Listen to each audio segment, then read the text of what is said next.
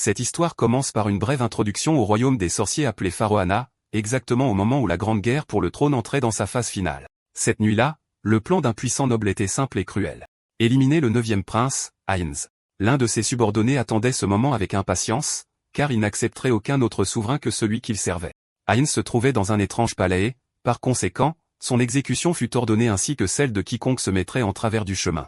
Cependant, avant leur départ, quelqu'un prit la parole et, au lieu de parler, agit, envoyant l'un de ses propres collègues directement dans l'au-delà. Le jeune homme s'excuse alors poliment et demande s'il peut parler avec le second prince, ce qui le fait immédiatement trembler de peur. Un subordonné véritablement loyal s'avance et prend une posture défensive pour affronter l'intrus.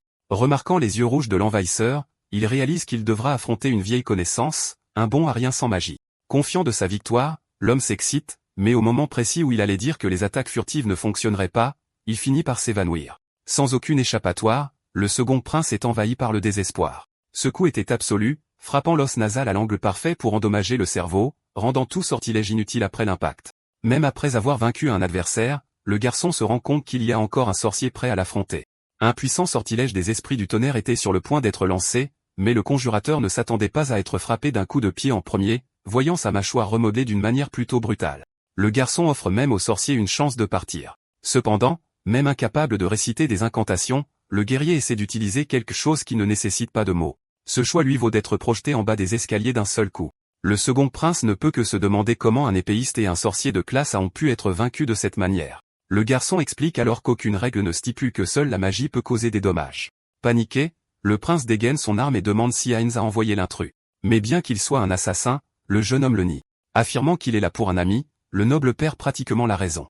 Après tout, il était impossible qu'un Garuda entretienne une amitié avec un membre de la royauté, insiste le prince, voulant savoir quel serait le prix pour l'épargner. Cependant, entendre cela fait revivre à l'intrus d'amers souvenirs et il décide de mettre fin rapidement à cette faveur. Quelque temps plus tard, la mort du second prince est annoncée comme étant le résultat d'une maladie, le cercueil restant fermé.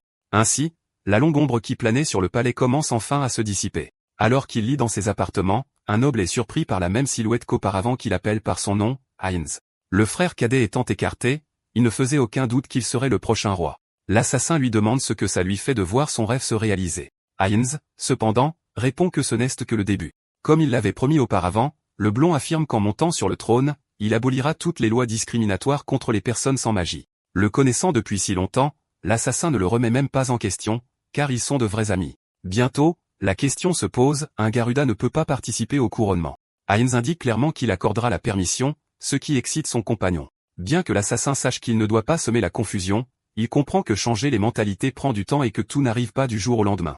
Compte tenu de cela, Ainz suggère à son ami de retourner dans sa ville natale pour un certain temps. L'assassin accepte. Après tout, la guerre étant terminée, se reposer semblait le meilleur moyen d'apaiser son esprit. Plus tard ce même jour, il essore un chiffon et se nettoie du mieux qu'il peut. Une lanterne à la main, il explore un lieu apparemment abandonné, rempli de livres arcaniques et de mannequins d'entraînement. Le jeune homme a du mal à croire que toute cette vie de combat soit enfin terminée. Comme il n'avait pas de magie, personne ne pouvait le détecter, ce qui est extrêmement utile pour quelqu'un de sa profession.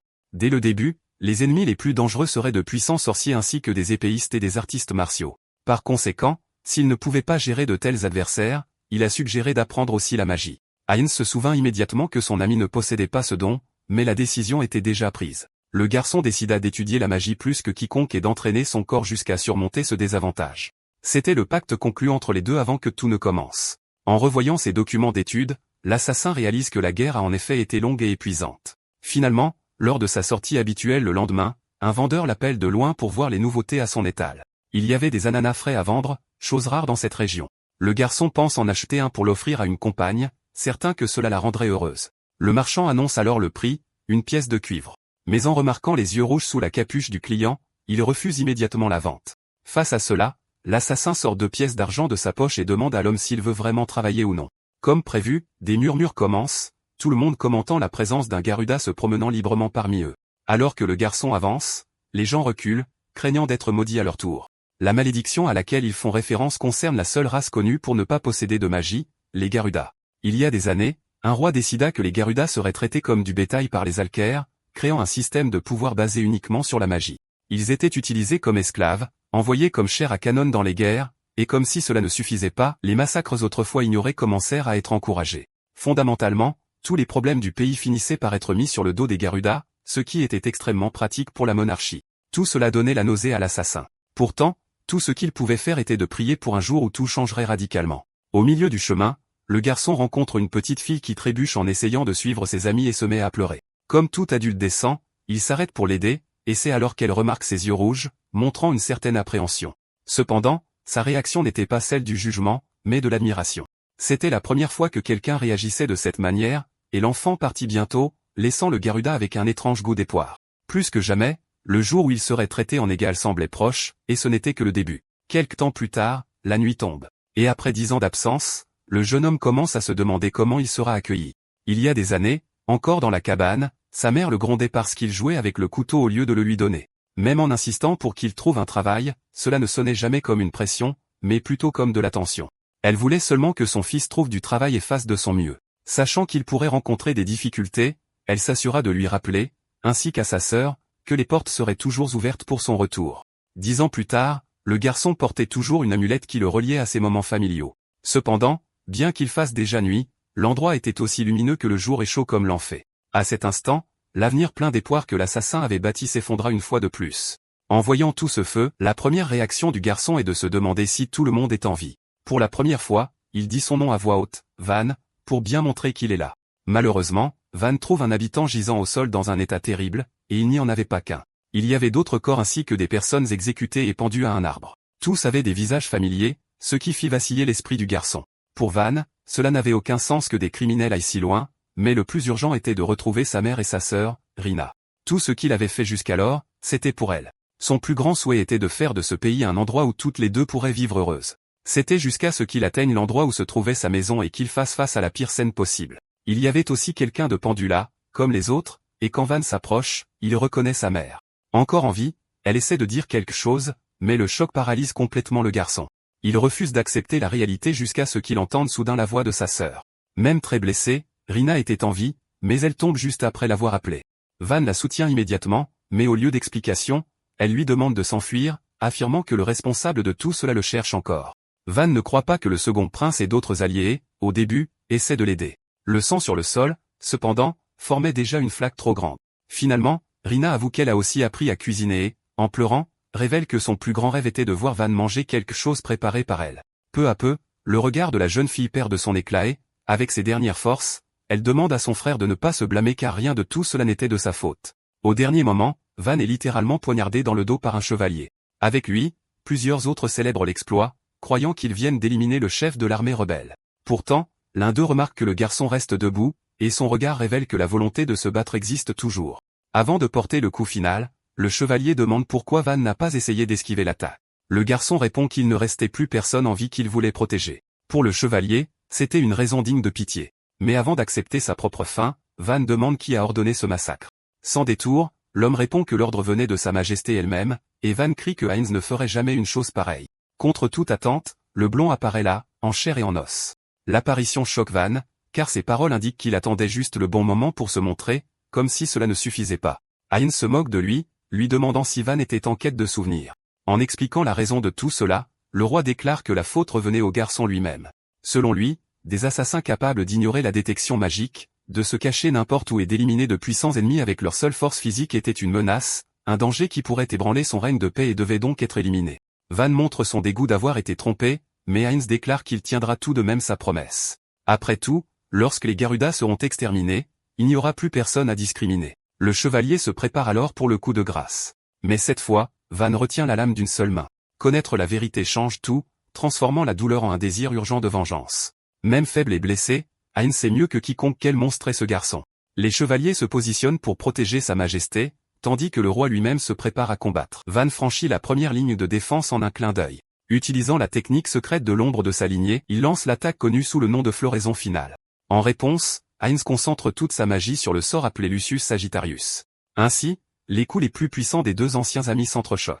Après de longs moments de combat, la nuit tombe, les corps des chevaliers jonchent le sol. Le plus impressionnant est que, même dans cet état, Van s'est battu pour protéger sa sœur, tout comme, même dans la mort, il a refusé de s'incliner devant les Alcaires. Heinz considère cela comme l'acté d'un fou, mais accepte qu'il ne pouvait pas le faire changer Davis et admet qu'il n'avait plus qu'à le vaincre par la force. Plus tard, Van reste à peine en vie, perdu dans ses pensées. Après s'être tant battu, Il refuse que son histoire se termine là. Sa vengeance n'était pas encore accomplie, il lui fallait donc une autre chance, une nouvelle occasion pour, la prochaine fois, assurer un destin au moins acceptable au sien.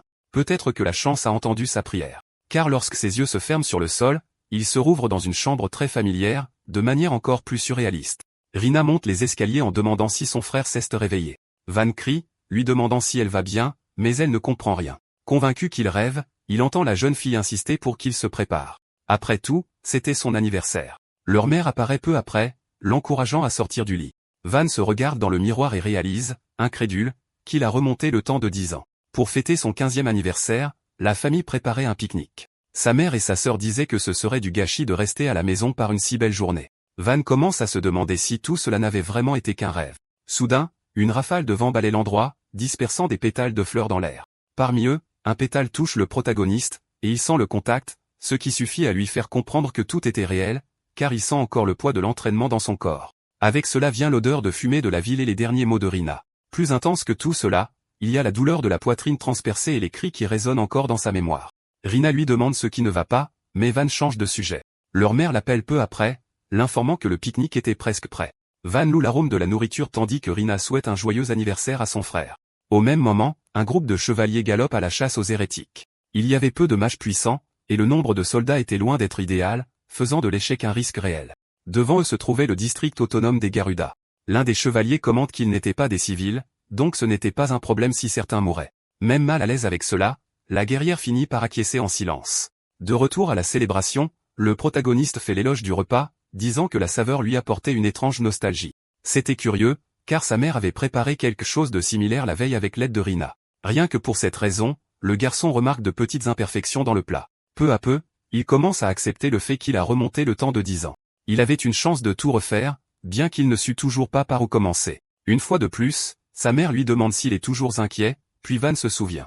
Chez les Garuda, à 15 ans, il était courant de choisir sa propre voie, et pour lui, il y avait 3 options. La première était de faire de petits boulots en ville, la deuxième de partir en quête de tâches dangereuses, et la troisième de mener une vie de mercenaire. Même sans magie, les Garuda étaient forts, et comme ils ne pouvaient pas être détectés, ils réussissaient bien comme escorte. Lorsque les royaumes entraient en guerre, ils étaient envoyés en première ligne et ne survivaient presque jamais. Mais aux quelques-uns qui revenaient, de grandes richesses étaient promises. La mère commente que la vie de mercenaire n'était pas si mauvaise, car c'est cet argent qui permettait à la famille de mieux vivre. Pourtant, elle précise clairement qu'elle ne souhaitait pas cet avenir pour Van.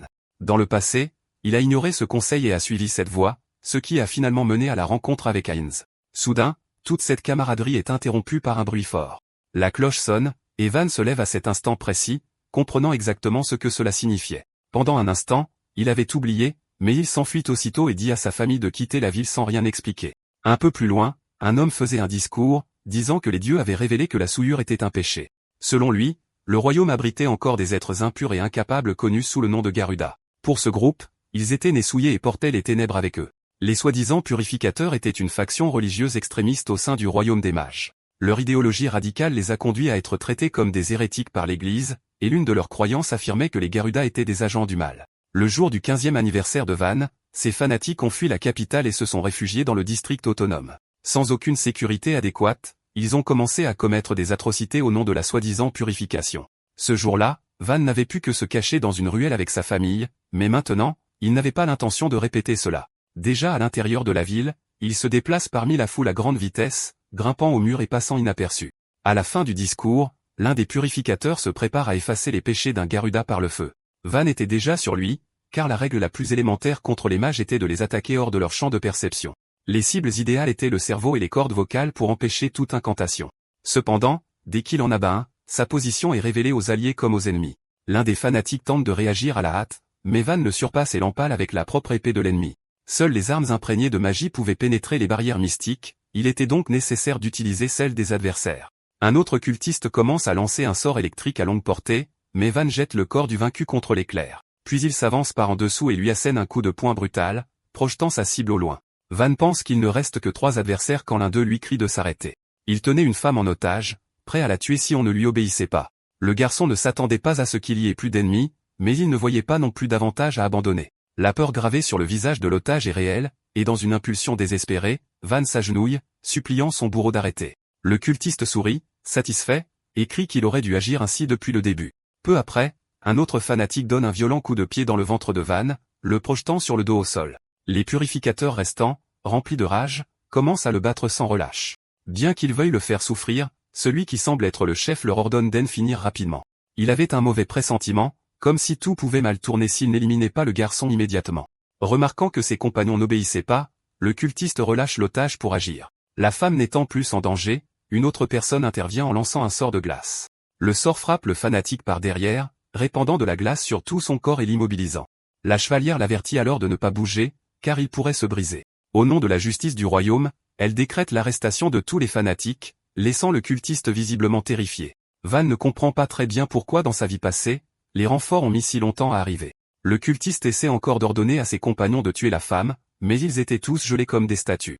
Face à cela, les chevaliers reçurent l'ordre de les désarmer un par un, laissant Van seul face à celle qui l'a sauvé. Elle avait été témoin de tout ce que le garçon avait fait, mais au lieu de s'inquiéter, elle a décidé de lui en accorder tout le crédit. Après tout, le mage de feu vaincu par Van aurait suffi à lui seul à réduire toute la ville en cendres. Ce n'est pas qu'elle ne pouvait pas le vaincre, mais elle était en train d'élaborer un plan pour minimiser les dégâts. Le fait que Van l'ait abattu a, semble-t-il, été le déclencheur pour que le royaume agisse plus rapidement. Pourtant, la jeune fille lui demande ce qu'il désire comme récompense, mais le garçon la remercie simplement de l'avoir sauvée. Curieuse, elle lui demande son nom, et en entendant Van en réponse, elle se présente comme Hélène. Même après qu'il a refusé toute récompense, Hélène l'invite à visiter l'académie de magie, ce qui le prend complètement au dépourvu. En entendant parler de l'académie, Van demande si c'est celle du royaume, et Hélène confirme, disant que même les gens du commun peuvent s'inscrire s'ils ont du talent. Il avait déjà entendu ce nom dans sa vie passée, car de nombreux guerriers et mages légendaires en étaient sortis. Pourtant, Van se demande pourquoi elle l'a choisi lui en particulier, puis Hélène demande à parler ailleurs. Elle saisit la main du garçon et commence à le tirer presque de force. Quant à la destination, elle lui demande d'indiquer le chemin puisqu'il connaissait mieux la région qu'elle. Après quelques minutes et de l'autre côté de la rivière, les deux arrivent à un endroit calme où personne ne pourrait les entendre. Là, Hélène demande si ce ne serait pas un endroit parfait pour un assassinat. Sans prévenir, elle fait apparaître un arc de glace et tire une flèche glaciale en direction de Van. Le garçon réagit avec une vitesse comparable à un pas magique, mais sans utiliser la moindre magie. Réaliser une telle chose avec la seule force physique surprend Hélène, car il a déjà rompu sa ligne de mire et atteint son angle mort. Malgré tout, Van n'avance pas, car son instinct lui indique qu'elle ne fait que le tester. La jeune fille se sent encore plus inquiète en entendant le ton de quelqu'un d'expérimenté venant d'un si jeune garçon. Van demande alors si c'était un test. Hélène répond que cela fait partie de sa nature de vérifier les choses de ses propres yeux. Il demande ce qu'elle ferait de cette information. Sans détour, elle déclare que Van pourrait avoir le pouvoir de changer le destin des Garuda. Cependant, cela ne commencerait que s'il s'inscrivait à l'académie de magie. Van demande si elle parle de la conférence nocturne, et Hélène confirme, disant qu'elle pense que c'est possible avec ses compétences. La conférence nocturne est un système qui récompense les étudiants exceptionnels de l'académie. Indépendamment de leur classe sociale, ceux qui sont approuvés reçoivent le droit de fonder une maison noble dans le royaume. Les terres accordées correspondent généralement au lieu d'origine du candidat. Dans le cas de Van, il ne fait aucun doute que ce serait le district autonome des Garuda. Cela le prend complètement au dépourvu, car il n'y avait jamais pensé. Cette possibilité. Contrairement à sa vie passée, il était encore en dessous de la limite d'âge pour l'examen. Avant d'accepter, cependant, Van dit qu'il a 3 autres questions, et Hélène accepte de l'écouter. Il se souvient qu'il aurait besoin d'une recommandation de la noblesse, mais elle l'assure qu'elle en écrira une. Excitée par son intérêt, Hélène lui demande de poser la deuxième question. Van trouve absurde de fréquenter une académie de magie sans avoir de magie, et Hélène est d'accord. Pourtant, elle lui rappelle que tous les lauréats de la conférence avaient en commun la redécouverte du principe de la magie. Les études sur les potions, les cercles magiques et d'autres domaines ont montré que la magie était bien plus vaste qu'il n'y paraissait. Vaincre des mages sans utiliser la magie pourrait également devenir un domaine d'étude s'il faisait reconnaître sa force au monde. En résumé, Hélène pense que ce ne serait pas impossible pour Van. Pour la dernière question, il demande le véritable objectif derrière tout cela. Van veut savoir ce qu'elle gagne à l'aider à obtenir un titre de noblesse. Hélène lui demande s'il ne lui fait pas confiance. Van répond qu'il a besoin de comprendre ce qu'elle a l'intention de gagner en faisant de lui le seigneur des Garuda. Tout en admettant qu'elle y gagnerait quelque chose, elle refuse de révéler quoi, le gardant sur ses gardes vis-à-vis de la jeune fille. Soudain, Rina crie pour appeler son frère en courant vers lui demandant ce qu'il faisait là. Elle avait entendu dire que Van s'était battu avec des types dangereux, et il s'excuse de l'avoir inquiété. Cela a fonctionné, car la jeune fille a immédiatement serré Van dans ses bras. Il disait toujours qu'il irait bien, puis il faisait les choses les plus dangereuses possibles. C'est pourquoi elle voulait montrer à quel point elle et leur mère s'inquiétaient. Hélène a observé toute cette démonstration d'affection entre les frères et sœurs et a commenté que Van n'avait pas besoin de lui faire confiance. Pourtant, elle lui a rappelé que s'il cherchait à obtenir un titre, il aurait le droit de protéger sa sœur et toute sa famille. Elle a juré que ce n'était pas un piège, engageant le nom et l'honneur de la famille Steiner. Après le départ des Hélène, Van est devenu pensif, tenant toujours Rina dans ses bras. Quand leur mère a appris qu'il avait affronté les purificateurs, elle a été profondément secouée. Cependant, en voyant les gens de toute la ville le remercier pour son aide, elle a reconnu l'héroïsme de son fils, tout comme celui de son mari, et a souri. Plus tard, le sujet de l'académie a été abordé, causant encore plus de surprises. Van a expliqué la récompense, la lettre de recommandation et la décision qu'il avait prise. Rina a tenté de faire valoir que cet endroit était exclusif aux Alcaires, et c'est précisément pourquoi Van voulait y aller, pour prouver qu'il ne leur était pas inférieur. Il a beaucoup réfléchi, mais ne voyait pas d'autre moyen de sauver tout le monde. Dans sa vie passée, il n'a trouvé un sens qu'en s'alliant à un candidat au trône. Cette fois, cependant, il ne pouvait pas prendre le royaume sans planifier ou gaspiller des opportunités comme celles que Hélène offrait. Van était déjà mort une fois, alors s'il y avait la moindre lueur d'espoir, il la saisirait. Son désir de mettre fin à la discrimination contre les Garuda restait intact. Cela les a choqués tous les deux, en particulier la mère qui a vu dans les yeux de son fils la même expression que celle de son mari. Même en disant qu'elle ne savait pas si elle était d'accord, elle a réalisé qu'elle ne pouvait pas l'arrêter. Van a demandé s'il serait pardonné, mais elle commençait déjà à accepter la réalité, acceptant aussi qu'il est hérité de l'entêtement de son père, ce qui a valu un remerciement sincère du garçon. Changeant de sujet, la mère a demandé comment il paierait les frais d'inscription et de scolarité, car l'académie n'était pas gratuite. C'était peut-être le seul point que Van n'avait pas considéré. Elle ne s'attendait pas à ce que quelqu'un d'autre qu'elle ait à se battre pour cela, et Rina a également proposé son aide. Mais vivre de l'effort acharné des deux semblait pire que la mort pour Van. Il est tombé dans le désespoir en essayant d'imaginer comment il gagnerait de l'argent jusqu'à ce que l'inquiétude disparaisse. Même sans qu'il le demande, Hélène a envoyé une récompense pour les purificateurs vaincus, suffisante pour préparer le voyage en toute tranquillité. La mère savait que Van ferait face à la discrimination à l'académie, alors elle lui a demandé de ne pas devenir amer. Elle lui a dit de garder la tête haute car il était sa plus grande fierté, ce que le garçon a accepté fermement. Avant de partir, Rina a promis de faire la meilleure soupe aux champignons à son retour, et Van a dit qu'il l'attendrait avec impatience. Ainsi, il a commencé le voyage, disant au revoir de loin, déterminé à tenir sa promesse cette fois-ci. Après une longue marche, il est finalement arrivé aux portes de l'endroit où il resterait un certain temps. C'était le moment où les jeunes de tout le royaume se rassemblaient à l'académie. Alexis von Homberg se présenta le premier, exhibant une lettre de recommandation de son propre père, faisant s'incliner le garde devant le noble. Peu après, Elisabeth Kreuzner a montré une lettre signée par un duc et a reçu le même respect. Finalement, ce fut le tour du protagoniste, mais il était évident qu'il ne passerait pas inaperçu. Rapidement, le brouhaha a commencé. Tout le monde commentait le Garuda qui osait se montrer là. Van a calmement déclaré qu'il ne faisait rien de mal car il ne faisait que postuler pour l'examen. Cela n'a pas apaisé l'irritation du garde. Il leur a alors rappelé que la devise de l'académie est d'accepter tout le monde, peu importe leur statut. Le plus jeune garde est devenu furieux, pensant que c'était une provocation. Van a réalisé que la situation était dangereuse, car vaincre tout le monde par la force serait facile mais provoquerait le chaos. À ce moment-là, le garde plus âgé a demandé à son compagnon de se calmer. Finalement, quelqu'un avec un minimum de bon sens était apparu. Le vétéran a commenté que chaque année, quelques Garudas illusoires essaient d'entrer. D'un ton quelque peu poli, il a expliqué qu'il ne discriminait personne mais exigeait une lettre de recommandation. Ce à quoi il ne s'attendait pas, c'est que Van en avait une. En voyant le sceau d'un noble en l'examinant, l'un des gardes a crié que c'était impossible et qu'aucun noble ne ferait une telle chose.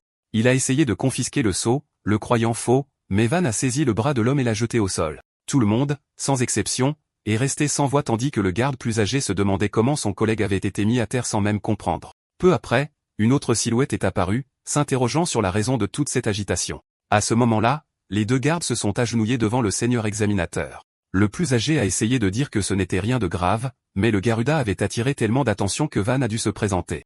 Il a calmement expliqué qu'il avait été recommandé par Hélène Steiner.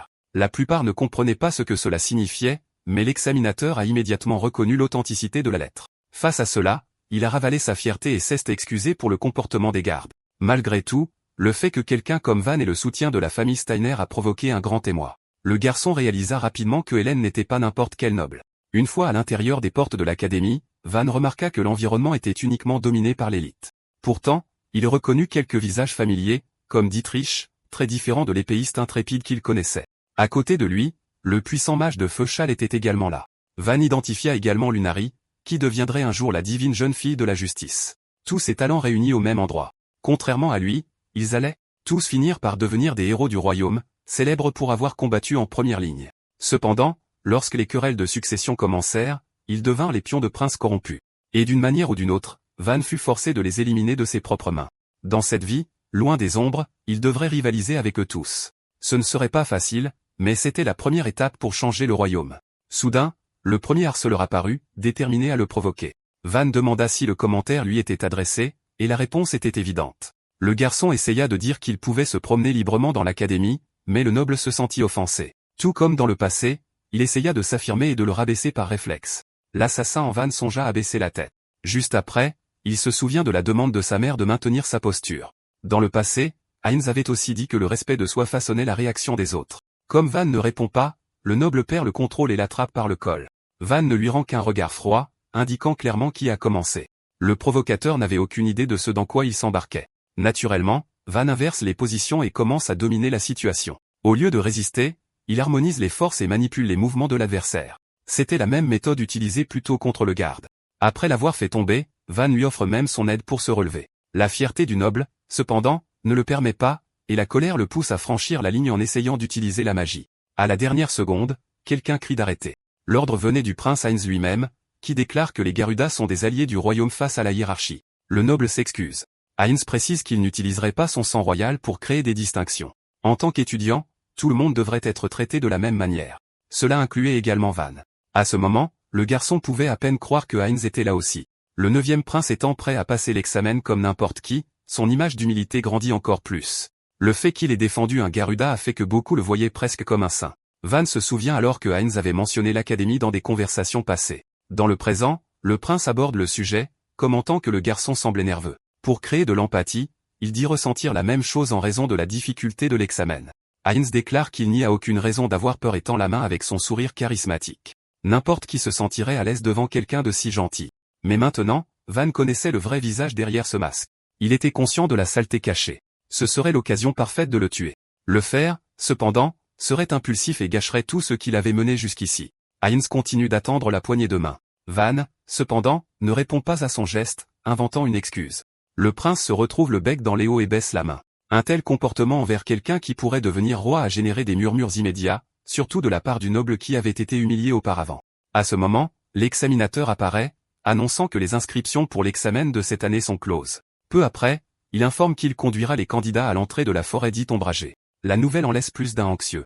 Déjà sur le site de l'examen, alors que tout le monde est rassemblé, un coordinateur accueille les participants. Il explique que cette forêt sera le théâtre de l'examen d'entrée de cette année. Comme tout le monde le sait déjà, l'académie est une institution faite pour raffiner l'élite et gouverner le royaume, ne se souciant jamais d'éduquer la populace. Par conséquent, quiconque voulait y rester devait prouver qu'il possédait au moins un niveau de puissance minimale. La forêt ombragée était connue pour concentrer une énorme quantité de magie, et la mission des étudiants était de rapporter une fleur chargée de cette énergie. Elle s'appelait la larme du ciel et ne fleurissait que dans cet endroit spécifique. Le problème était que les créatures habitant la région possédaient également un pouvoir magique.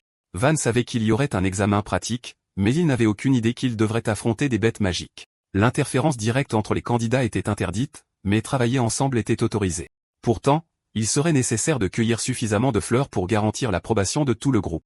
Deux grandes équipes rencontreraient des difficultés, et le délai maximum était seulement jusqu'au coucher du soleil. De plus, chaque participant recevrait un insigne du gardien, utilisé pour demander des secours en cas de danger. Cependant, demander de l'aide signifiait une disqualification immédiate. Sur ce, le début de l'examen fut officiellement déclaré, et plusieurs étudiants commencèrent rapidement à se regrouper, choisissant des alliés aux compétences compatibles. Van, de son côté, se retrouva seul, pensant que de cette façon, il aurait plus de liberté de mouvement. Quand ce fut enfin son tour de recevoir l'insigne, l'examinateur sembla réticent à le lui donner. Pourtant, l'objet fut placé dans ses mains, et Van partit sous le regard attentif de ce noble. Déjà à l'intérieur de la forêt, une bête magique apparut sans laisser le temps de réagir. Van l'identifia rapidement comme une créature démoniaque de taille moyenne. Les animaux imprégnés de magie étaient généralement appelés bêtes démoniaques. Elles possédaient une force physique supérieure à celle des humains et étaient également capables d'utiliser la magie, ce qui les rendait plus dangereuses que de nombreux conjurateurs. À bien y penser, depuis qu'il était devenu assassin, Van n'avait combattu que des gens. Pourtant, cela ne l'empêcha pas d'avancer et de frapper la créature d'un coup de poing direct à l'abdomen. Après tout, il maîtrisait aussi des techniques spécifiques pour affronter ce type de monstre.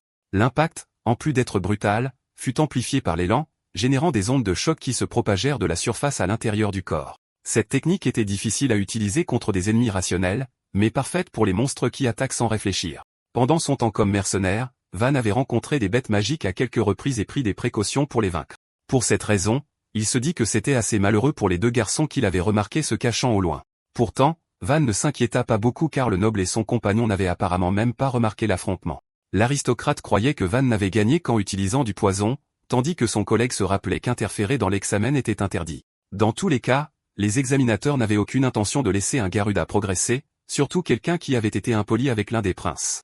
Donc même s'il mourait, personne ne devrait être tenu responsable. Pendant ce temps, l'un des examinateurs suivit le garde plus âgé jusqu'à un portail isolé. Il leur ordonna d'apporter la clé, et bien que le chevalier ait tenté de le faire changer Davis, aucun argument ne fut suffisant. L'évaluateur avait l'intention d'utiliser la tousse ailée derrière ce portail pour poursuivre le garçon qui avait osé participer à l'examen. Selon les règles de l'académie, il n'était pas possible d'éliminer quelqu'un qui avait une recommandation. Mais s'il était approuvé, l'image de l'école serait ternie, à moins qu'un accident ne se produise. Le monsieur tenta de l'avertir de tout ce qui pourrait mal tourner, mais Van agissait seul. Personne considéré comme important n'avait voulu s'approcher de lui. Ainsi, la clé en main, le sceau fut brisé, et l'examinateur ordonna que la bête maudite soit libérée pour éliminer le Garuda au nom de la fierté de l'Académie royale. Pour une raison quelconque, le second examinateur sentit que l'examen de cette année apporterait de sérieux problèmes. Remarquant cela, il vit le collègue qui avait libéré la créature revenir, ce qui l'amena à lui demander où il avait été. L'autre répondit simplement qu'il avait fait quelques préparatifs pour ce qui allait suivre, le laissant en état d'alerte. Revenant à la perspective du protagoniste pendant sa marche, Van trouva un bouquet de fleurs exactement comme décrit. C'était la première fois qu'il voyait les larmes du ciel, et s'il les cueillait et revenait, il serait reçu, mais ses poursuivants décidèrent enfin de se montrer. Le noble commenta que les Garudas avaient vraiment un odorat aiguisé, semblable à celui d'un chien, tandis que Van répondit que, par sa propre expérience, il savait que les lâches attaquent toujours par derrière. Les aristocrates, à leur tour, étaient déterminés à briser cette attitude confiante du garçon. Au fond de lui, cependant, il savait qu'il n'était là que parce qu'il avait été humilié devant les autres étudiants. Van a dit que c'était à prévoir de la part d'enfants orgueilleux et a pris sa position, ce qui a rendu le noble furieux. Sans plus attendre, les deux commencèrent à préparer leur magie pour attaquer.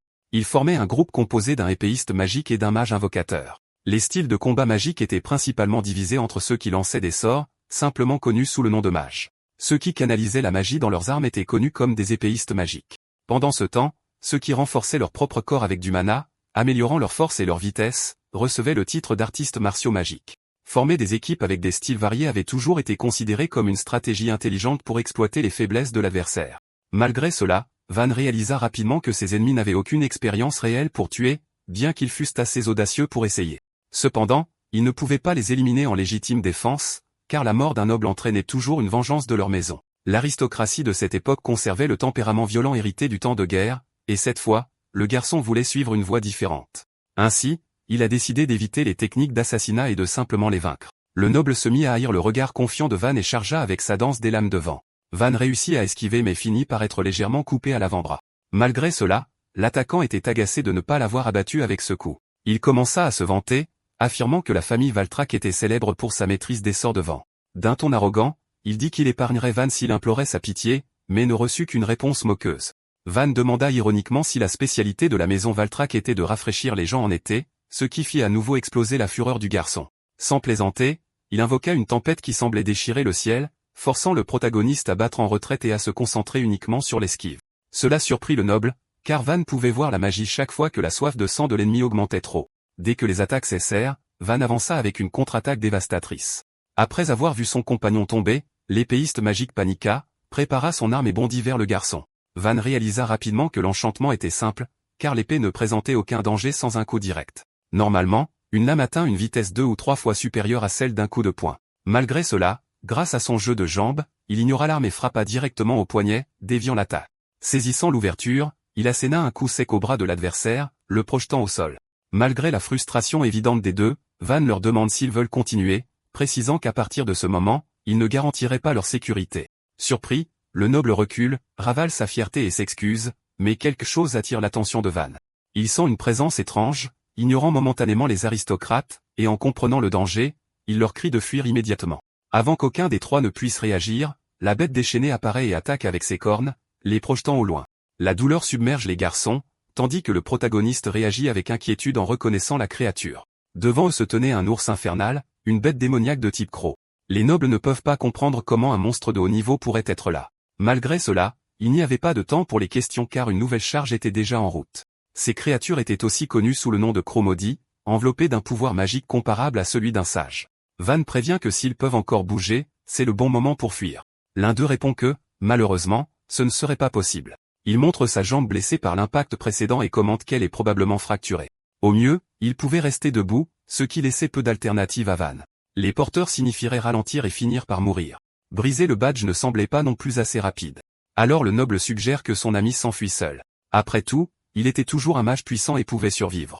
Le compagnon refuse, disant que l'abandonner ternirait le nom des Ezambak. Van propose que l'un d'eux active le badge pendant que l'autre gagne du temps. Ezambak rejette l'idée, déclarant que mourir serait moins déshonorant. Ainsi, pour éviter de ternir la réputation de la famille, les deux décident de se battre jusqu'au bout, la tête haute. Pour Van, c'était le pire scénario possible car il devrait gérer l'orgueil des deux. Irrité, il crie que s'ils vont se battre, alors ils devraient gagner au lieu de mourir en essayant. Le noble considère cela comme de l'arrogance, mais avec les trois dans la même situation, la seule option était de coopérer. De retour à l'entrée de la forêt, le deuxième examinateur commente qu'il était déjà temps. Le premier demande de quoi il parle, mais son collègue évite de répondre et demande si un badge a été brisé. La réponse négative semble étrange au premier examinateur et curieusement agréable au second. Cela signifiait que Van n'avait même pas eu le temps de demander de l'aide. Avant l'examen, les affaires du candidat avaient été confisquées, et l'examinateur en a utilisé une pour faire mémoriser l'odeur de Van à la bête. Maintenant, il croyait que le garçon était déjà réduit en poussière et qu'il ne restait plus qu'à attendre, c'est pourquoi il ne pouvait contenir son rire. Revenant au point de vue du protagoniste, alors que le monstre avançait, les trois garçons se préparèrent à la défense. Van crie qu'il va le retenir pendant que les nobles attaquent avec tout ce qu'ils ont. Waltresh refuse de recevoir des ordres, mais la créature approche trop rapidement.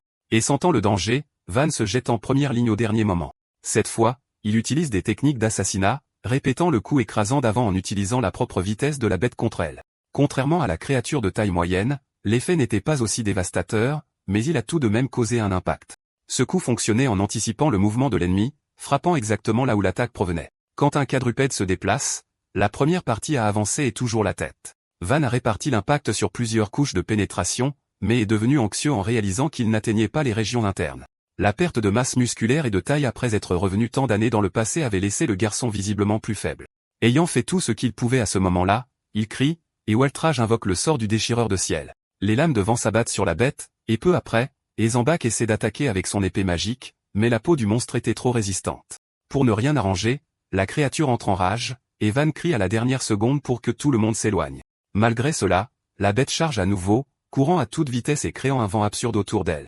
Quand le protagoniste se retourne, il voit ses deux alliés tomber et immobilisés, bien que respirant encore. Waltrage a réussi à dévier une partie de l'impact avec la magie, mais il savait qu'il ne résisterait pas à une autre charge. Ezambak acceptait déjà que ce serait la fin, car son épée n'avait même aucun effet. Toujours debout, Van affirme qu'il essaierait une fois de plus.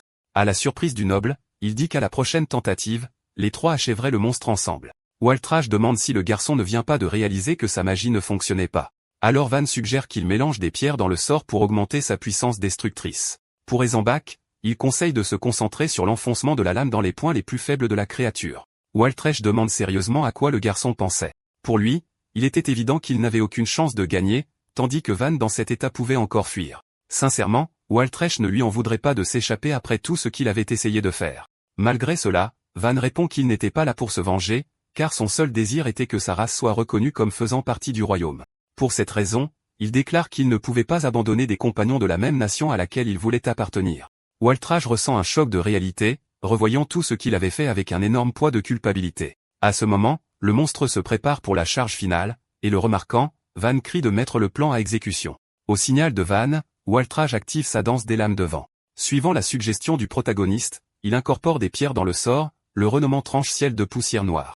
Une lame sombre chargée de sable et de gravier s'abat violemment sur la bête accro. Heureusement, l'attaque bloque sa vision, et Van annonce que c'est maintenant à son tour d'avancer sur le monstre. Les épaules des quadrupèdes fonctionnent différemment de celles des humains. Elles ne se connectent pas directement à la colonne vertébrale, créant une zone flexible pour le mouvement des pattes avant, mais compromettant la stabilité. Ayant cela à l'esprit, le protagoniste active sa technique d'harmonie appelée rotation, projetant la créature au sol. Alors qu'elle tombe, Van crie que le cœur est situé à la base avant, entre les pattes avant. Ezambak ne perd pas de temps et bondit pour attaquer, mais son manque d'expérience le fait hésiter devant le regard féroce du monstre. Même terrifié, le garçon agit comme convenu et enfonce l'épée. Waltrage crie pour célébrer la victoire, mais le protagoniste ne ressent pas le même soulagement. D'une manière ou d'une autre, il réalise que le coup n'a pas atteint le cœur. Peut-être que l'hésitation en était la raison, et maintenant la créature commençait à récupérer. En guise de défense, le monstre active le rugissement destructeur, une capacité rare des bêtes prédatrices qui canalise la magie à travers sa voix. Une onde de choc se propage, renversant tout ce qui se trouve aux alentours. Eisenbach tombe au sol en saignant et, à ce moment, sans que ses organes internes ont été endommagés. Pour ne rien arranger, la bête était assez proche pour le dévorer vivant. À ce rythme, seule la mort semblait possible. Mais avant que le noble ne puisse être achevé, Van s'interpose devant lui. Parmi les techniques d'harmonie, celle-ci était connue sous le nom de spirale, ne se concentrant pas sur la compétition de force, mais sur la redirection de l'impact en une rotation vers le sol. Même ainsi, la bête était hors de contrôle, et Van savait qu'il ne pouvait pas dévier toute cette puissance. Il ne restait qu'une seule alternative. Et même si son corps en souffrait, ce serait toujours mieux que de mourir là. Van hurle de désespoir pour que ses compagnons courent aussi vite que possible. Eisenbach rassemble le peu d'énergie qui lui reste pour réussir à se relever. Pendant ce temps, Van continue de tenir les cornes de la créature, l'empêchant d'avancer, bien que l'épuisement se lisait déjà sur son visage. Contrairement au garçon, le monstre n'a fait qu'augmenter sa force jusqu'à ce que Van soit projeté au loin, s'écrasant violemment contre un arbre.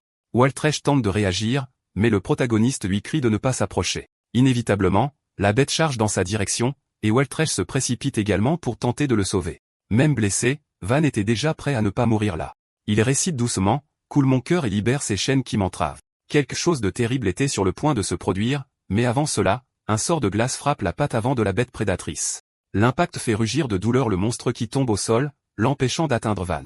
Le plus préoccupant était l'origine de ce sortilège, provenant du prince Heinz lui-même, ce à quoi aucun des trois ne s'attendait. Les nobles tentent d'avertir qu'il est trop dangereux pour sa majesté de rester là.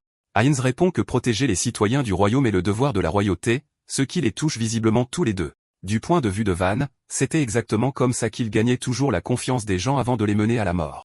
Apparaissant maintenant comme une fausse lueur au bout du tunnel, Heinz propose une alliance entre les quatre. Anticipant cela, Van crie qu'il refuse. Les expressions des nobles varient entre l'irritation et la confusion, tout comme celle du prince. Malgré cela, le protagoniste réaffirme qu'il n'a pas l'intention de coopérer. Il fait comprendre que le pouvoir de l'héritier royal n'est pas nécessaire. Waltreich exige le respect, tandis que Eisenbach rappelle que Heinz leur a sauvé la vie. Van répond qu'il aurait tout résolu seul si le prince n'était pas intervenu. Face à cela, Heinz demande si le garçon n'a vraiment pas besoin d'aide. Van répond que si, en marchant vers le monstre, et demande au blond de simplement rester silencieux et de regarder, comme le fait habituellement la royauté. Van prévient que la bête bouge à nouveau, et bientôt elle charge de nouveau vers le groupe. Cette fois, Eisenbach veut au moins porter un seul coup. Le protagoniste l'exhorte au calme, affirmant que fuir maintenant serait gaspiller sa propre vie. Waltreich commente qu'il n'a de mana que pour une seule attaque, mais Van demande simplement aux deux de faire attention à ses signaux, y compris à Heinz. Cette fois, Van montre une détermination différente, qui finit par se propager aux autres. Il s'avance pour intercepter le monstre, se souvenant de la peur qu'il avait ressentie plus tôt. Par conséquent, il croit pouvoir gagner sans recourir à cette technique interdite. Jusqu'à présent, 3 de ces techniques d'harmonie avaient échoué contre la bête prédatrice. Le monstre commence à les voir comme des adversaires dignes de ce nom et se met à agir avec plus de prudence. Ainsi, Van esquive un coup de balayage, saute, et remarque une petite ouverture pour avancer. La créature rugit furieusement et essaie de le poursuivre, mais le garçon continue d'esquiver en utilisant le corps de l'ennemi comme support. Waltreich n'arrive pas à croire qu'une telle vitesse soit possible sans magie, tout comme le prince. En fait, en déplaçant son centre de gravité sans pousser sur ses pieds, Van a éliminé les mouvements préparatoires. Cette technique n'était connue que des artistes martiaux du plus haut niveau. Ainsi, il était insensé de le voir donner des coups de pied, sauter et s'échapper de cette bête démoniaque. Dans un dernier mouvement, Van marche sur la tête du monstre, laissant les nobles impressionnés. Heinz, cependant, savait que les attaques sans magie étaient presque des caresses pour des créatures de ce niveau. Alors que la bête continuait à se battre, le prince croyait que la situation était sur le point de devenir incontrôlable. Van, cependant, affirme que c'est parfait. Après tout, son véritable objectif était d'irriter l'ennemi. Bientôt, les signes du rugissement destructeur commencent à apparaître. À ce moment, le protagoniste crie à Waltreich d'utiliser sa magie du vent, ce qu'il fait immédiatement, mélangeant des pierres dans la gueule de la créature. Cela bloque le système respiratoire de la bête, la faisant tomber au sol. Sans perdre de temps, Van saute sur l'ennemi et, face à face, prépare son double coup écrasant connu sous le nom de jumeau. L'attaque frappe directement le centre de la tête de la bête démoniaque. Les ondes de choc de la droite et de la gauche convergent en un seul point à l'intérieur du squelette, comme des cercles se rencontrant dans les hauts. Avec cela, la bête démoniaque est complètement neutralisée. Les 2 premières étapes terminées, Van fait signe à Eisenbach, qui fait simplement tournoyer son épée et coupe la bête en morceaux. Les nobles sont sous le choc, incapables de croire qu'ils ont vaincu un monstre de haut niveau. Eisenbach demande ce que fait le protagoniste, et Van se contente de fixer Heinz en silence avant de se retourner et de lui tendre la main pour l'aider à se relever. Le garçon avoue que ses organes internes sont douloureux, comme s'il était blessé. Van explique que ce type de magie sonore peut être partiellement neutralisé en se bouchant les oreilles, et le noble déclare qu'il ne l'oubliera jamais. Le danger étant surmonté, Il était temps de penser au prochain objectif. Mais à la surprise du protagoniste, là où il y avait autrefois plusieurs fleurs, il n'en restait que 2. C'était la conséquence de la formation de grands groupes, ceux qui avaient été avertis dès le début. Van essaie de réfléchir rapidement à une solution, sachant que le temps presse. Avant qu'il ne puisse dire quoi que ce soit, les nobles prennent l'initiative, cueillant les fleurs et décidant de les distribuer. Naturellement, la première est donnée à Heinz car il est prince. Van demande pourquoi donner la fleur à quelqu'un qui n'a fait qu'observer, mais Waltreich ne lui prête même pas attention. Après tout, la deuxième fleur est remise directement au protagoniste. Van demande s'il est sûr, et le garçon répond qu'il ne veut rien devoir à personne, révélant également son nom, Falk. Eisenbach profite du moment pour se présenter, Ralph. Surpris par l'attitude des deux, le protagoniste dit s'appeler Van, et ils échangent un salut rapide, même en sachant qu'ils ne se reverront peut-être jamais. À ce moment, Heinz intervient, ramassant des fleurs fanées au sol et les revitalisant avec de la magie lumineuse, à l'étonnement de tous. Il demande à tout le monde d'accepter le geste, assurant que personne ne serait lésé. Van remarque que le coucher du soleil approche et prévient qu'ils doivent quitter la forêt au plus vite. Le ton ressemblait à un ordre, ce qui a légèrement irrité Falk. Cependant, avant qu'il ne parte, le prince attire l'attention du protagoniste. Heinz commente que Van avait couvert ses pieds de terre plus tôt. Puis il mentionne avoir entendu parler d'une technique de déplacement utilisée pour dissimuler les traces, très courante chez les assassins. Ajoutant cela aux arts martiaux démontrés lors du combat, il demande directement si Van est ou a déjà été un assassin. Heinz avait de nombreux ennemis. Après avoir conquis plusieurs territoires, le roi a durci les lois du royaume en prenant des princesses étrangères pour épouses. La mère de Heinz, cependant, était déjà noble avant cela, devenant la 5e reine et la première du royaume de Faran. À cause de cela, ses frères et leurs mères respectives craignaient qu'il ne monte sur le trône. Les tentatives d'assassinat pouvaient venir de n'importe où, et Heinz s'y préparait toujours. Si Van était un agent infiltré, le prince était déterminé à l'éliminer sur le champ. Van ne s'attendait pas à ce que de vieilles habitudes le trahissent à un tel moment. Techniquement, il était un assassin entraîné, mais l'admettre serait un suicide, alors il a décidé de faire l'idiot. Le prince remarque immédiatement la manœuvre, et le protagoniste fait comprendre qu'il ne reculerait pas si Heinz voulait régler les choses de cette façon. L'atmosphère entre les deux devient lourde, et une confrontation semble inévitable. Quand Van s'avance, Falk saute instinctivement devant lui. Heinz garde un air sérieux, mais l'instant d'après, Van apparaît à ses côtés en disant qu'il plaisantait. Falk ne comprend pas comment il a pu se déplacer si vite. Van saisit l'occasion pour essayer de détendre l'atmosphère avec de bonnes manières. Heinz, cependant, ignore la tentative de bavardage et remarque quelque chose de plus important. Il n'a pas profité de l'ouverture qu'il a délibérément laissée. Il est devenu clair que c'était un test, alors le prince exige une réponse directe. Il répète la question, citant l'habitude précédente, voulant savoir si le garçon était un assassin. Van répond que c'est Hélène qui lui a enseigné ces techniques et toutes les autres formes de combat au corps à corps. Intérieurement, il s'excuse d'utiliser son nom. L'expression de Heinz change instantanément en apprenant que la recommandation du Garuda venait de la maison Steinhardt. Ralph commence à expliquer que ce duché n'était pas n'importe quelle famille noble. Van se doutait déjà que Hélène était quelqu'un de spécial. Sans connaître les détails, le prince précise qu'elle était connue comme la dame de la fleur de glace. Classée au-dessus des meilleurs étudiants de l'académie, il était logique qu'un de ses disciples soit exceptionnel. De plus, la maison Steinhardt était la plus ancienne au service du royaume, ce qui excluait tout envoi d'assassins. Heinz demande quand même comment Van a obtenu la recommandation, mais le garçon n'avait pas grand-chose à ajouter. Selon le prince, cette lettre avait été remise pour former un futur serviteur de la maison. Après avoir vu les compétences de Van, Heinz a commenté qu'il l'aurait aussi recruté s'il était arrivé plus tôt. De plus, si quelque chose le poursuivait vraiment, il pariait que c'était la bête elle-même. Le prince admet qu'il n'avait aucune idée de comment cette créature était apparue là. Néanmoins, comme tout le monde avait aidé à s'en sortir vivant, Heinz les a remerciés. Pour les nobles, c'était le plus grand honneur possible. Mais pour Van, cela ne signifiait pas grand-chose. Une fois de plus, Falk demande de la patience et dit au garçon d'arrêter d'être irrespectueux. Au lieu de chercher la reconnaissance, le protagoniste réagit avec une totale indifférence. Tout cela n'a fait qu'intriguer encore plus Heinz à propos de ce garçon étrange. De retour à l'entrée de la forêt, les candidats admis commencent à se rassembler. Pendant ce temps, ceux qui ont échoué se lamentent en silence. Le deuxième examinateur compte, et le premier l'informe que, y compris le prince, 4 personnes manquaient encore.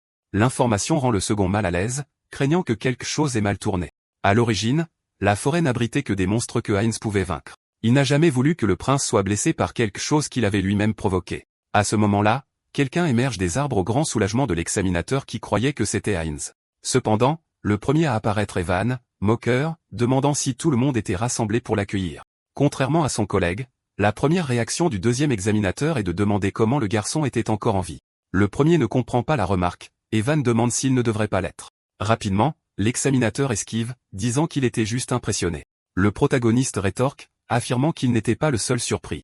Juste derrière lui, ses compagnons nobles apparaissent, portant le corps de la bête, choquant tout le monde autour. C'était la tête de la bête à crocs qui les avait attaqués dans la forêt, apportée comme preuve. Même en sachant exactement pourquoi, les deux examinateurs feignent la surprise en voyant ce monstre. Pourtant, le ton du second ressemble presque à une accusation. Le premier lui demande de répéter, et l'autre se cache à nouveau derrière le mot impressionnant. Heinz prend alors la parole, décrivant la confrontation comme une bataille magnifique. En voyant le prince là, le deuxième examinateur panique presque. Interrogé, Heinz explique que, par coïncidence, il était près du combat. C'était un désastre pour le second qui avait envoyé la bête et serait exécuté si cela venait à être découvert. Le prince remarque la nervosité, et pour la troisième fois, l'examinateur utilise l'excuse de la surprise. Même en souhaitant une longue vie au royaume, son attitude paraissait déjà trop suspecte. Honnêtement, Heinz déclare qu'il a peu participé au combat. Il précise que la victoire était l'œuvre des 3 candidats, principalement de Van. Les examinateurs n'arrivent pas à le croire, tout comme les autres étudiants autour. Ralph tient à faire l'éloge du protagoniste. Falk admet ouvertement qu'il a suivi ses ordres pendant le combat. Le deuxième examinateur murmure que ce serait impossible pour un Garuda. Cependant, avec la recommandation de la maison Steinhardt, même le prince ne trouvait pas cela étrange. Van savait que Hélène ne lui avait jamais rien enseigné de tout cela, mais il ne pouvait pas le dire. L'approbation publique de Heinz combinée à la lettre commence à changer l'opinion générale. Le premier examinateur s'incline alors en signe de gratitude envers le protagoniste. En tant que serviteur du royaume, il exprime sa gratitude pour avoir protégé le prince. Van essaie d'expliquer qu'il n'a défendu personne. Il a simplement survécu. Malgré tout, il montre sa fleur, immédiatement imitée par les deux autres. Les examinateurs échangent des regards, et il devient clair que le second doit agir. Il appelle le nom du prince suivi des deux nobles admis. Finalement, avec un inconfort visible, il convoque également le dernier candidat. D'une voix tremblante, il annonce que Van est admis à l'examen d'entrée. Ainsi, de manière chaotique, le garçon assure sa place à l'académie. Quant à l'apparition de la bête, le premier examinateur s'occupe de toute la bureaucratie. Quelques jours plus tard, devant la nouvelle génération de talents, le directeur déclare que l'académie recherche plus que de simples compétences. Selon lui, le plus important était la véritable noblesse pour devenir l'épée et le bouclier du royaume. Van n'aurait jamais imaginé être parmi des nobles dans sa vie passée. Ce n'était qu'un petit pas. Néanmoins, cela représentait le début de son objectif de mettre fin à la discrimination contre son peuple. Du haut du lieu de la cérémonie, Hélène observait tout avec fierté sur son visage. Après avoir confirmé que tout s'était bien passé, Hélène se rendit à l'endroit qu'il avait convoqué. Elle entra dans une pièce luxueuse où, parmi 5 chaises, une lui était réservée. Selon toute vraisemblance, tous les membres importants de ce groupe étaient déjà présents. Parmi eux se trouvait la princesse de l'épée, Carina Luthier. Était également présente la stratège d'argent, Emilia Rodenbald. Le silence élégant venait d'Ernulf Clovius, qui expliqua qu'il était réuni pour discuter du seul sujet commun. Le 8e prince, Onus Varenia, complétait le groupe, étant responsable des forces étrangères. Au fond, Hélène savait déjà exactement de quoi il s'agissait. Emilia et Ernulf étaient d'accord pour dire que quelque chose d'inhabituel s'était produit. Pour la première fois depuis sa fondation, l'Académie avait accepté un étudiant descendant des Garuda. Carina se plaignit que l'école était devenue trop tolérante, une opinion partagée par le 8e prince. Plus que ça, Onus voulait savoir pourquoi la recommandation provenait de l'une des 5 couronnes brillantes. Il était évident qu'il exigeait une explication, et la décision d'Hélène la mettait maintenant dans une position délicate. L'Académie rassemblait des fils et des filles de nobles, tous dotés d'un grand pouvoir magique et d'un orgueil démesuré. Lorsque cet orgueil s'affrontait, les conflits étaient inévitables. Pour contenir ce chaos, un groupe d'étudiants idéalistes a endossé le rôle des 5 couronnes brillantes. Une fois de plus, le 8e prince demande à quoi pensait Hélène en recommandant un Garuda. Elle répond qu'elle a simplement reconnu sa force, ce que Carina considérait comme absurde. Selon elle, les Garuda étaient maudits par les dieux car ils manquaient de véritables pouvoirs. Emilia est d'accord, affirmant qu'il n'y a ni épée ni bouclier pour le royaume sans magie. Onus soutient cette idée car c'était la pensée commune dans le pays. Hélène, cependant, qualifie cela de point de vue trop commode, utilisé par ceux qui ne voulaient pas réfléchir plus loin. Le commentaire heurte le prince qui se sent offensé. Arnulf suggère alors quelque chose de simple. Tester le garçon et tirer leurs propres conclusions. Onus aime la proposition et demande l'avis d'Hélène. Si Van se révélait faible, sa recommandation serait remise en question, mais la jeune femme ne s'y oppose pas. Néanmoins, elle prévient que quiconque sera envoyé ne devrait pas le sous-estimer, ou il finirait humilié. Étonnamment, Carina propose de tester personnellement les capacités du garçon. Le prince ne s'attendait pas à ce que quelqu'un des 5 sièges veuille s'occuper de ça. Hélène demande si quelque chose chez Van avait attiré son attention. Carina répond froidement qu'elle voulait juste le détruire pour ébranler l'assurance des Hélènes. De retour à la routine scolaire du protagoniste, l'environnement était rempli de conversations sur les cours et les tâches non résolues. Cela faisait une semaine qu'il était inscrit à l'académie. Depuis lors, de manière inattendue, Van vivait dans une paix relative malgré quelques provocations occasionnelles. Un jour en classe, Le professeur le plus arrogant demanda si Van pouvait expliquer la théorie des 4 éléments en magie. Le silence se fit immédiatement. Cette question était bien au-dessus du niveau de la classe. Le professeur lui-même songeait déjà à faire marche arrière. Après tout, selon lui, les Garuda ne savaient même pas lire. Van, cependant, répond que c'était une méthode pour stabiliser 4 facteurs de base, le flux, la densité, la résonance et la fixation. Il ajoute que la théorie empêchait la stagnation magique, restaurait l'énergie et servait de base aux formules modernes, tout cela en souriant. Après cette démonstration, le harcèlement constant cessa tout simplement. De plus, Van avait maintenant des amis comme Ralph qui lui tapaient dans le dos en l'invitant à déjeuner. Van commente qu'il était un peu inquiet pour lui et Fall. Quand Ralph demande pourquoi, le protagoniste l'appelle simplement à la cafétéria. La réponse laisse son ami pour le moins perplexe. Cette brève période de paix prend fin lorsqu'une fille apparaît derrière eux. Van lui demande directement ce qu'elle voulait, mais la situation semblait banale car il s'était simplement bousculé. Pour éviter les problèmes, tous deux s'excusent poliment. Soudain, la fille pointe une épée à la gorge du protagoniste, laissant Ralph en panique. Elle prétend que les roturiers s'agenouillent devant les nobles. Selon elle, dans le cas d'un Garuda, le moins que l'on puisse faire est d'embrasser le sol. Van répond calmement qu'il n'y avait aucune raison à cela puisque tout le monde ici était étudiant. La fille insiste pour lui rappeler sa position dans cette hiérarchie. Même en tant qu'ancien, Ralph affirme que cette intimidation était allée trop loin. Elle déclare qu'elle n'avait pas l'intention de verser le sang tant que Van ferait preuve d'une obéissance digne de son statut, ce qui n'allait manifestement pas se produire. Le respect de base entre les anciens et les nouveaux venus avait du sens, mais quand quelqu'un essayait d'imposer cette hiérarchie par la force, Van avait envie de faire exactement le contraire. Lorsqu'il s'appuie contre l'épée de la fille, elle retire la lame pour l'empêcher de la saisir. Malgré cela, Van parvient à tordre l'armée à la repousser. Sa posture se brisait, par réflexe, la fille serre le poing. Avec cela, le poids de son corps tombe sur la fine lame, la rendant aussi facile à briser que des légumes sous un couteau aiguisé. Le métal se brise en combinant flexion et torsion, atteignant la limite de tension du matériau. Van demande si elle a mélangé du zinc à l'épée et commente, avec un certain dédain, qu'il est malheureux d'être menacé par une arme ordinaire. Les épées en zinc sont bon marché et résistent au choc, ce qui les rend bonnes pour l'entraînement mais terribles dans les vrais combats. La fille répond que les vraies lames ne sont pas autorisées sur le campus et lui rappelle qu'elle ne fait pas partie des 5 couronnes. En tout cas, pour elle, sa part était déjà faite. À ce moment-là, après que Van a prouvé sa force, Karina apparaît en exigeant une punition pour manque de respect envers un ancien et pour avoir endommagé le bien d'autrui. Ralph a du mal à croire que la princesse de l'épée était là en personne. Van, de son côté, reconnaît cette silhouette de l'histoire sanglante du champ de bataille où des milliers de personnes étaient tombées sous sa main. Cela l'amène à se demander ce que quelqu'un comme elle faisait à l'intérieur de l'académie. Dans sa première vie d'assassin, plusieurs rébellions avaient secoué le royaume.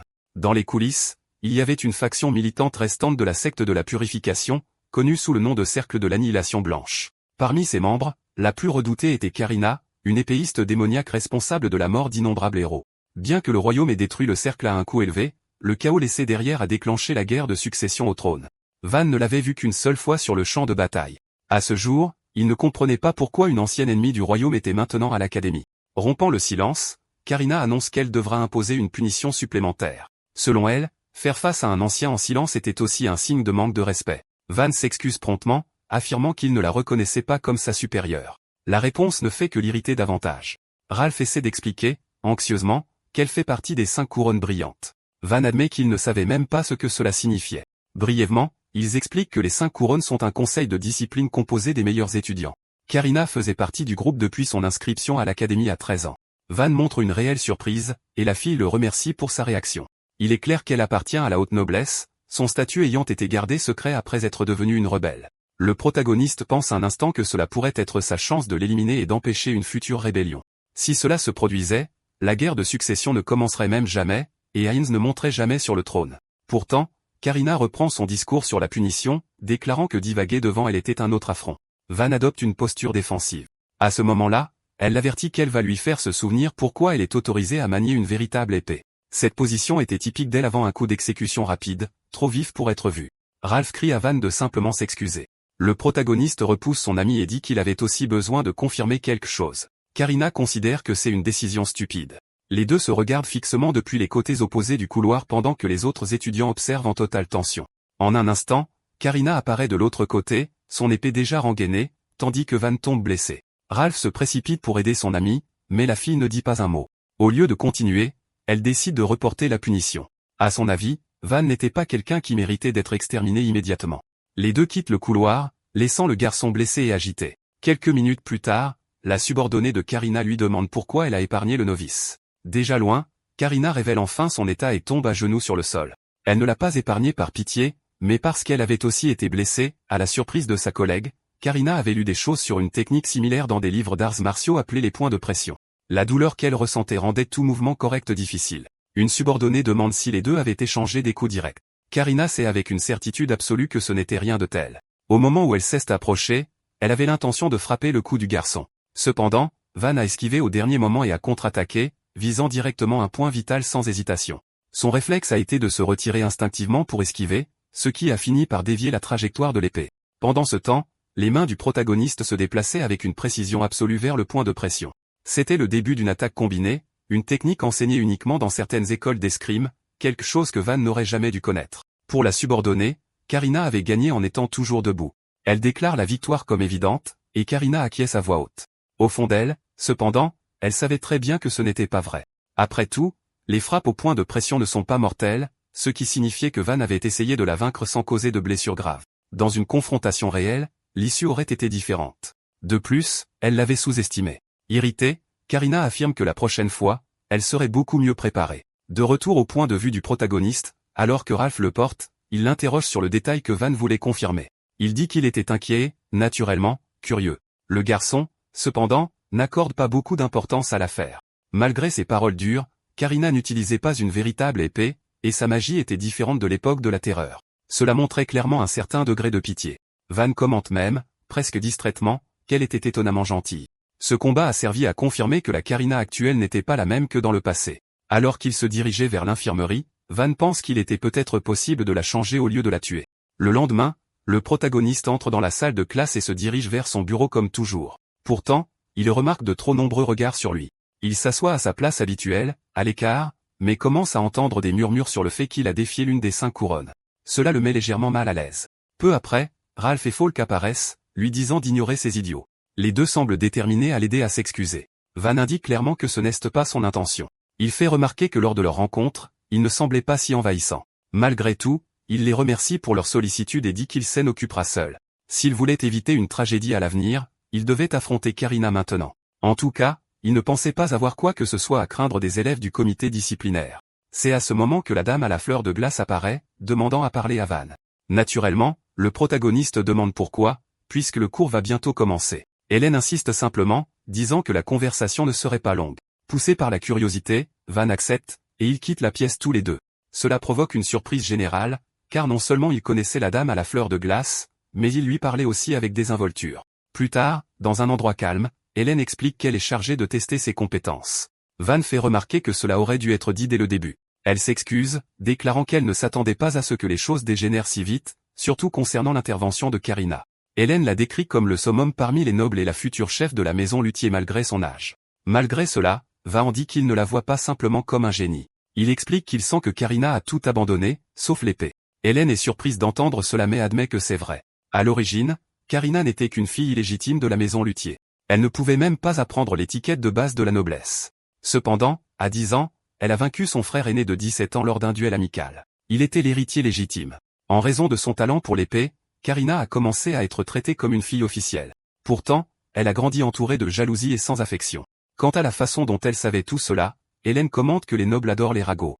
Malgré tout, avant que Karina n'entre à l'académie, Hélène l'a vue seule lors d'un événement. Elle était à l'écart de tous, fixant son père de dos avec un regard vide pour quelqu'un de si jeune. Van suggère qu'elle aurait dû parler à Karina à ce moment-là. Hélène répond qu'elle ne le pouvait pas. Comme toutes deux venaient de grandes maisons, toute approche forcée aurait été considérée comme un affront politique. Van considère que c'est une situation extrêmement problématique. Hélène admet qu'elle était auparavant liée par ses contraintes. Karina, en revanche, ne semblait pas s'en soucier. Elle a toujours eu le sentiment que la jeune fille pourrait un jour suivre une voie dangereuse. Van demande alors ce que Hélène ferait si cela arrivait. Elle répond qu'elle l'arrêterait, car elle a fui cette responsabilité depuis trop longtemps. À ce moment-là, le protagoniste commence enfin à tout comprendre. Les compétences de Hélène en tant que mage étaient à la hauteur de celles des autres héros, mais son nom n'avait jamais été révélé. Elle a probablement essayé d'arrêter Karina quand la jeune fille est devenue une rebelle et a fini par mourir dans cet affrontement. Bien qu'elle n'ait même pas eu la chance de se forger une réputation, et même en disant des choses capables de toucher n'importe qui, Hélène demande à Van de ne pas la traiter comme quelqu'un qui mérite la pitié. Il répond qu'il comprend, mais admet qu'entendre cette histoire n'a fait que le motiver davantage. Maintenant, il était déterminé à écraser tout regret que Karina pourrait porter. Avant, personne n'avait pu l'arrêter, Mais maintenant Van avait une réelle chance de couper le mal à la racine. Au fond d'elle, Hélène avoue qu'elle espérait peut-être entendre exactement cela. Elle demande si le garçon a déjà un plan. Van répond qu'il n'agirait jamais sans en avoir un. Lorsqu'on l'interroge sur ce que ce serait, il demande à Hélène de le suivre après les cours. Une fois les activités terminées, les camarades de classe du protagoniste l'ont également cherché. Falk fait remarquer qu'il se mêle trop de sa vie. Ralph, de son côté, avoue sa curiosité quant à la disparition de Van après sa rencontre avec Hélène, et Falk est d'accord. Peu après, les deux aperçoivent le protagoniste plus loin. Cependant, il n'était pas immobile. Il était en plein combat contre la dame à la fleur de glace elle-même. Tous deux sont projetés en arrière par la force de l'impact. Hélène demande sarcastiquement où Van regardait et active sa magie de glace, le jardin des 1000 épines. Ralph et Falk restent sans voix. Van se place devant eux au dernier moment. D'un coup d'art martial, il pulvérise complètement la magie. Puis il les regarde et commente qu'ils sont arrivés juste à temps. Peu après, il leur demande de se joindre à lui.